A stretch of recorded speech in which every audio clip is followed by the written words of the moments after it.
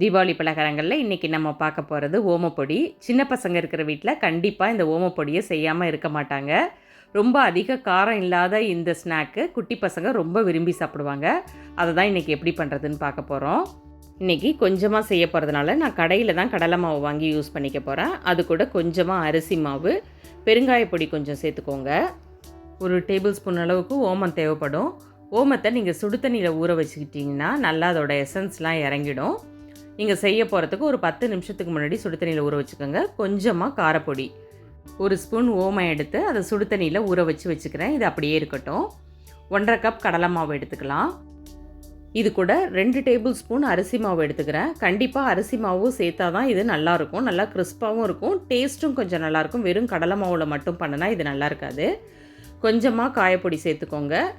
நான் எடுத்திருந்த 1.5 கப் கடலை மாவுக்கு 1.5 டீஸ்பூன் மட்டும் தனி மிளகாய் தூள் சேர்த்தா போதும். தேவையான அளவுக்கு உப்பும் சேர்த்துக்கோங்க. உங்கள் வீட்டு குழந்தைங்களுக்கு காரம் சுத்தமாக பிடிக்காது அப்படின்னா நீங்கள் இதில் 1/2 டீஸ்பூன் மிளகாய் தூளை குறைச்சிக்கோங்க. விஸ்கு வச்சு மாவை நல்லா கலந்துக்கோங்க. இப்போ ஓமம் நல்லா ஊறி இருக்கும். கையால் நல்லா கலந்து விட்டு வடிகட்டி வச்சு அந்த தண்ணியை மாவோடு சேர்த்துக்கோங்க. எல்லா தண்ணியும் ஒரே நேரத்துலேயே சேர்க்க வேண்டாம். கொஞ்சம் சேர்த்துட்டு கொஞ்சம் தண்ணியை எடுத்து வச்சுருங்க. மாவை கலந்துக்கிட்டு தேவைப்பட்டால் திரும்பவும் கொஞ்சம் தண்ணி சேர்த்து மாவை கலந்துக்கலாம். மாவை கொஞ்சம் லூஸான பக்குவத்துக்கு தான் நம்ம பிசைஞ்சு வச்சுக்கணும். சப்பாத்தி மாவு மாதிரி கெட்டியாக பிசையக்கூடாது.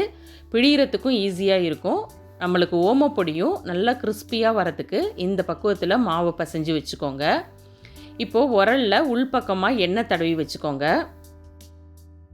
உரலில் 3/4 அளவுக்கு மட்டும் மாவை சேர்த்துக்கோங்க. அப்போ தான் பிழியறதுக்கு உங்களுக்கு ஈஸியாகவும் இருக்கும். ஃபுல்லாக மாவை வச்சிட்டிங்கன்னா பிழிய கொஞ்சம் கஷ்டமாக இருக்கும்.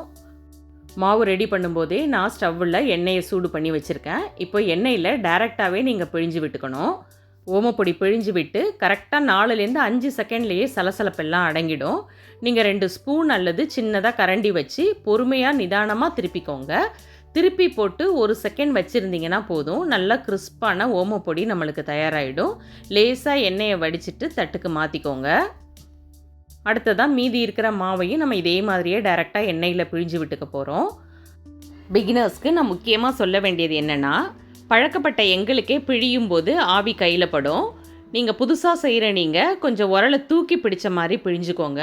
இல்லைனா அதிகமான சூடு படும்போது உங்களால் தாங்க முடியாது. கொஞ்சம் கவனமாக செய்யுங்க.